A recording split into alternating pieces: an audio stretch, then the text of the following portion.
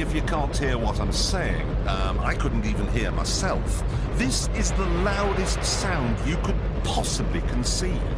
And, as it turns out, the cleanest.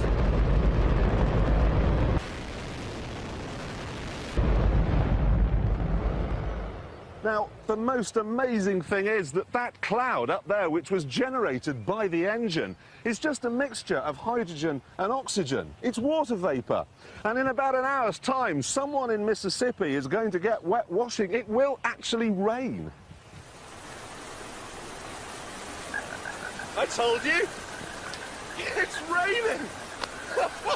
That's unbelievable! Oh, NASA's playing God. It's making its own weather.